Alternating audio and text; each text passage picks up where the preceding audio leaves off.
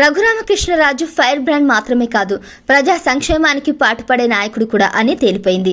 ఉండి నియోజకవర్గంలో గెలిచినప్పటి నుంచి ఆయన స్థానిక ప్రజలకు పనికి వచ్చే ఏదో ఒక కార్యక్రమంతో ముందుకు వెళ్తున్నారు. నియోజకవర్గంలో పారిశుద్ధ్యంపై ప్రత్యేక దృష్టి పెట్టిన రఘురామ అక్కడి డ్రైనేజీల ప్రక్షాళనకు శ్రీకారం చుట్టారు. కనుమూరి రఘురామకృష్ణరాజు పరిచయమక్కర్లేని పేరు. నర్సాపురం ఎంపీగా ఆయన 2019 నుంచి 2023 వరకు వైసీపీలోనే ఉండి ఆ పార్టీకే కంట్లో నలుసుగా మారారు. ప్రతిరోజు రచ్చబండ పేరుతో మీడియా సమావేశం పెట్టి మరీ పార్టీపైన, అధినేత జగన్ పైన విమర్శలు చేసే రఘురామకృష్ణరాజు గత ఎన్నికల్లో నర్సాపురం టీడీపీ టికెట్ ఆశించినా దక్కలేదు. ఆ సీటు కూటమిలో పొత్తులో భాగంగా బీజేపీ ఎగరేసుకుపోయింది.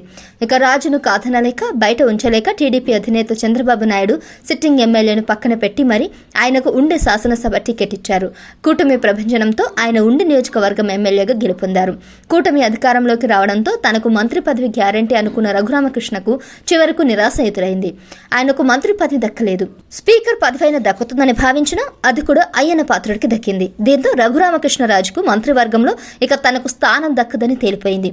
అయినా ఆయన ఉండిలో తనకంటూ ప్రత్యేకతను నిలబెట్టుకునేందుకు ప్రయత్నిస్తున్నారు.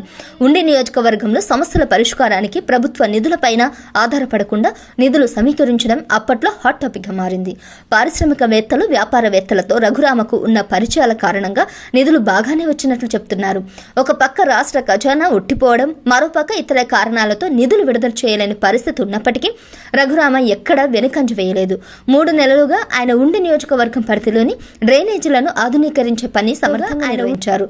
3 నెలల కాలంలో ఉండి నియోజకవర్గానికి దాదాపుగా అత్యాధునిక ప్రదేశంగా ఆయన తీర్చిదిద్దారని జనం ప్రశంసిస్తున్నారు. సొంత నిధుల సేకరణ కార్యక్రమం సక్సెస్ కావడంతో పనులు కూడా వేగవంతంగా సాగుతున్నాయి. ఇటీవల ముఖ్యమంత్రి చంద్రబాబు స్వయంగా వీటి గురించి వాకాబు చేసి రఘురామ సేవలను ప్రశంసించారు. అందరూ ఆయన ఆదర్శంగా తీసుకోవాలని సూచించారు. కొల్లేరు ప్రాంత అభివృద్ధికి కూడా రఘురామకృష్ణ కృషి చేశారని ఆయన గుర్తు చేశారు. ఇక రఘురామ కేంద్ర నిధుల కోసం కూడా ప్రయత్నిస్తున్నారు. తన నియోజకవర్గంతో పాటు పరిసర నియోజకవర్గాల్లో రోడ్లపై కేంద్ర మంత్రి నితిన్ గడ్కరీతో చర్చించినట్లు సమాచారం. కేంద్ర మంత్రి అయిన నర్సాపురం ఎంపీ శ్రీనివాస వర్మతో భేటీ అయ్యి ఉండి నియోజకవర్గంలో పనులకు సహకరించాలని కోరారు. తనకు రావాల్సిన టికెట్ను శ్రీనివాస వర్మ ఎగరేసుకుపోయారని RRR ఎప్పుడూ ఆందోళన చెందలేదు.